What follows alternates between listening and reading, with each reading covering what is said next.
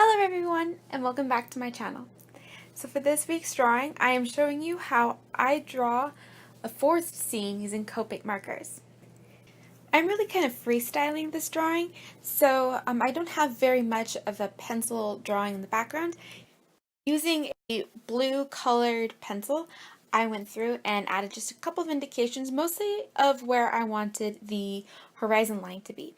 After that, I went in using ice blue and cool gray 3 and 1 to create a gradient effect in the background. This helps to create the appearance of fog.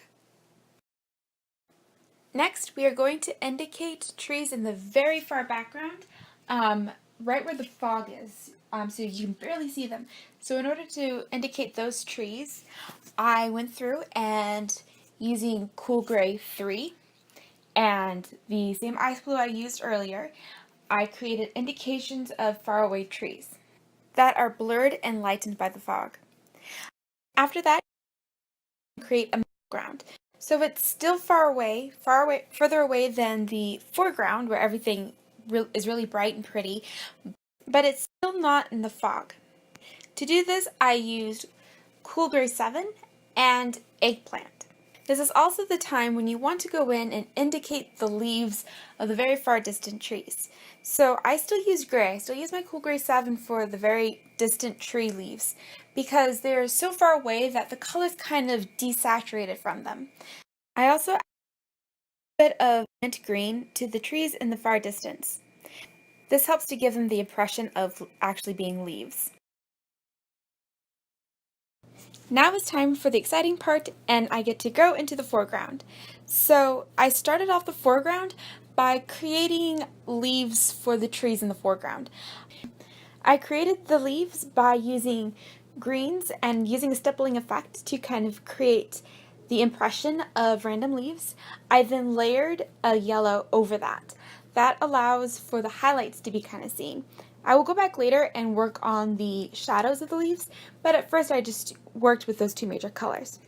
I then moved on to the trunk of the tree. So as you can see here, it was important for me to work on the leaves first because Copic markers work on the same principle that watercolors do. You have to layer dark on light. And I knew that I was going to make the trunk of this tree in the very foreground rather dark. So I needed to make sure that I had all the leaves drawn out, most of the leaves drawn out at least, before I moved on to the trunk. But that also draws me to another problem that I had. As you can tell, because I drew the background first, I had trouble trying to get the trunk a consistent shade.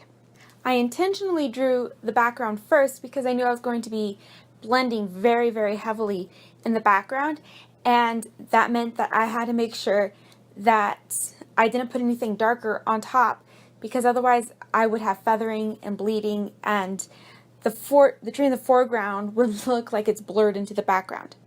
So at this point you have to get creative and you have to create the shadow of the leaves of the tree.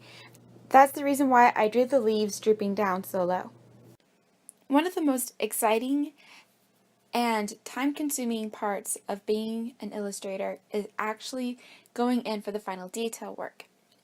The final detail work is when you really begin to see the image that was in your mind come to life on the page. It's time-consuming because it oftentimes includes a lot of going back over and reworking and applying more color and more shades over the same spot. But that is how you create depth and make an exciting looking picture. After I layered the grass color on the hill underneath the trees, remembering of course to actually include a highlight with my mint green color, I went back in and added shadows.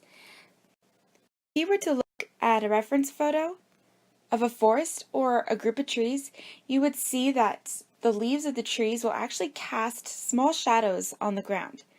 I recreated this look by using my Prussian blue and stippling it right underneath the trees and then blending it out with my forest green color again. This helps to create texture for the grass and create a more realistic looking drawing. I finished up my drawing by using colored pencils in order to add final textures. If you have a large set of Copic markers, you can also do this by layering different colors of the same family to provide depth and texture.